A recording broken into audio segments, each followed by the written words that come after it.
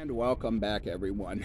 Well, if you haven't seen our last video, we ended up getting our garden seeds already. And like I say, if you haven't seen that one, I'll post it up in either one of the corners here.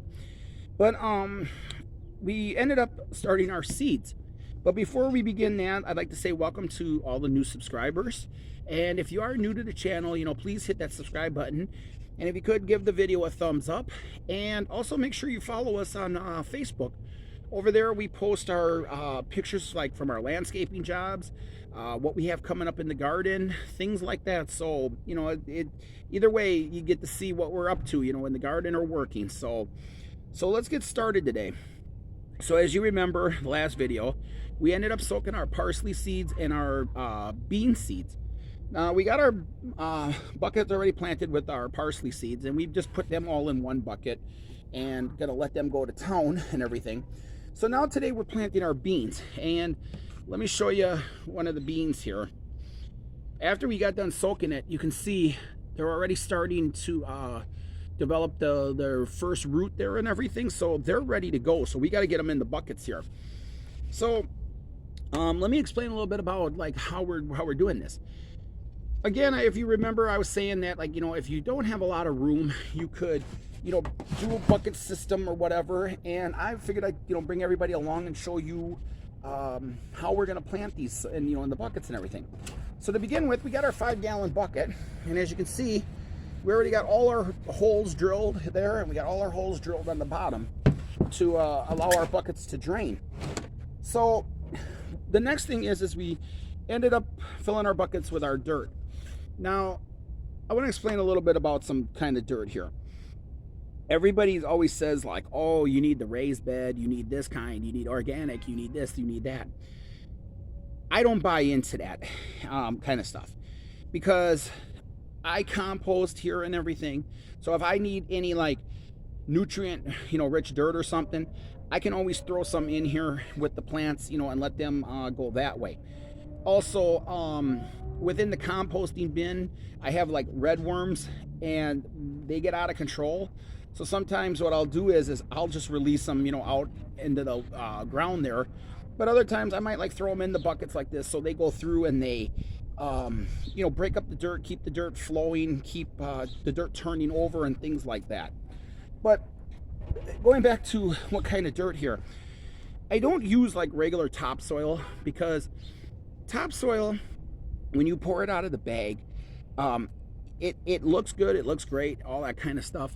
But eventually, as you water it and everything, the dirt, the air like that's trapped inside the dirt bubbles out, and the soil starts to compress, and eventually it turns into like a brick, big brick, which is no good for your plants. So what I have here is I have, it's a mix of it's made for flowers and gardens, but what it is it's got like all like organic, not organic, I mean all wood here chipped in it and everything like that. It's all matter, like broken leaves, root systems, all that kind of stuff. It looks like roots. I don't think it's roots, but it's probably like shredded wood or whatever.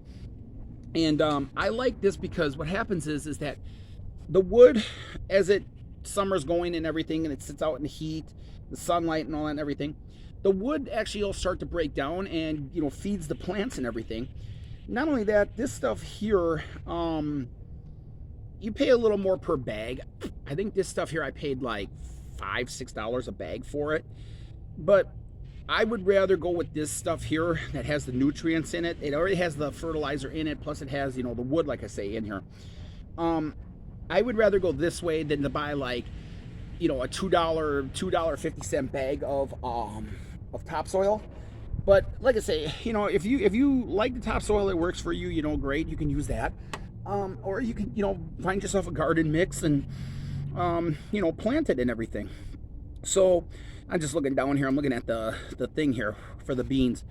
It says we're supposed to start planting them now in May and June here, so we're going into May, so I'm gonna get them going here.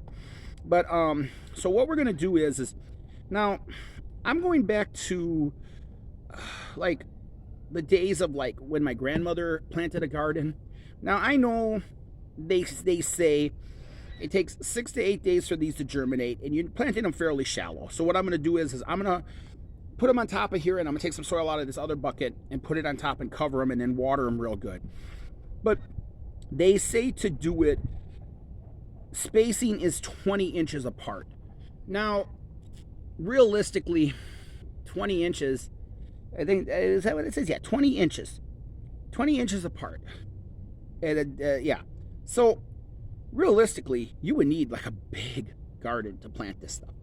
But I remember like my grandmother, when she used to plant beans, she used to just take, like after they tilled up the garden and everything, she would just take her hand, make one straight row like this, and she just put them in there.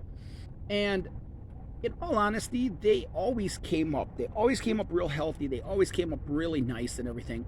And especially the bush beans, they're gonna overgrow this bucket and just hang down and everything.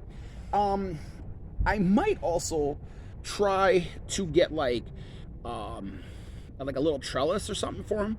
Maybe try to see if I can coax them, you know, to at least hang over the trellis so they're not like growing down to the ground or whatever. But that's but going back to the spacing here. But that's what I'm going to do. I'm going to take some of the beans out. I'm going to divide the container in half. And I'm going to put half in one bucket, half in the other bucket. And then while I'm doing that, I could actually start just putting them in here while I'm talking to everybody.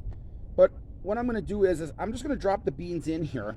And I'll kind of try to show everybody like how it looks here in a second. But let me get these in here. And again, like I say, I'm not looking for, you know, the spacing, all that kind of stuff, because right now I'm just more concerned about is getting them planted and getting them ready to go. So let me move the camera here, and I'll just kind of show you. But you know, it's from the first person view. But can you see that? Yeah, you can see that. Now what I'm gonna do is I'm just gonna, you know, just not like for example, like, I don't know if you can see that. Can you see that? I hope you can. There. Maybe there you can see it. But anyways, I'm just going to kind of space them out and not like have them like right on top of each other. Then what I'm going to do is I can do this one of two ways, because they say the planting depth is only an inch deep. So I can either like just like poke them. I think that's all I'm going to do here. I'm just going to go through here, and I'm just going to take my finger and I'm just going to poke them down into the dirt. Let me do that real quick here while I'm getting this all set up. But I'm going to poke them into the ground. And then I'm just going to move the dirt around. Just move the dirt around. And anybody that does come back up, I will just push down into the dirt so they grow. All right, there we go. Now they say normally these things germinate in 6 to 8 days. So I'm hoping by next week's video, they will be growing and everything. And another little trick I learned from my grandmother back in the day, just so you can keep track of what you have in the buckets, I put the name tag here down inside the bucket, just so I can remember, you know, while they're growing, what we have here coming up. So after I get them all poked down into the bucket, I'll water them really good. But here's the dilemma, and I'll show everybody on the next video how we corrected this problem. We ended up, again, planting our parsley the other day in the buckets. Well, being that I thought I had them like in an area that, like, the animals wouldn't get to, I must have had squirrels or somebody come in. They dug in my bucket. Now, luckily, the parsley seeds are real small. They probably couldn't find anything, so they didn't make that big of a mess. But what I'm going to do is for right now, after I water these, I'm going to put them in the garage overnight, and then I'll bring them out during the day so I can keep an eye on them. But we're going to go to our local hardware store, and we're going to get that bird netting kind of stuff. And what I'm going to do is I'm going to cut a piece of that and put it over the top, so it like deters them, you know, from getting their little paws in there, or they get tangled, or, you know, whatever. But I'm not going to keep that on there real long. I'm just going to keep it on there long enough until the stuff starts coming up in the buckets. And then, you know, by that point, it'll be healthy enough that it'll just, you know, start to grow. And then the only thing I really got to watch is that the little buggers don't, you know, eat everything. So I might just, you know, leave it covered. I might just end up using a, like enough of a covering that I can let it like grow with the plants. You know, be it like a tomato, things like that. But we got our beans, like I say, now we got our beans planted. We have our parsley planted. When we dry that out, you know, in the fall there, we'll show everybody how we do that, and we can use that in our cooking all winter. Up next, we got carrots yet to plant, a couple pepper plants, a lot of tomato plants, and a couple other herbs and stuff. I'd like to get some herbs again. I'd like to get like not just parsley, but I'd like to get like maybe basil, thyme, rosemary, you know, things like that that we can use, you dry it out and use through the winter to use in our cooking and, you know, things like that. So all right, everyone, well, that was today's video, and like I say, the next video will be back out here again, and we're gonna be doing the same thing, but hopefully we either finish getting the seeds in the buckets like this, or we might actually be starting to plant live plants. Again, when I went today, they started having the peppers and tomato plants out there, so it's only a matter of time. So like I say, they're going to be coming, they're going to be ready to go, so make sure you join us for that. And again, thanks for watching, everyone, and always remember one thing, you know, a simple life is the better life, and that's kind of like what I try to show everybody. You know, I'm going to show everybody how to plant, how to can, how to, you know, be self-sufficient, even if you don't have all the room or a big homestead or a big farm, you know.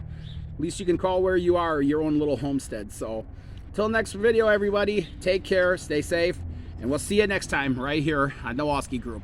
Bye, everyone.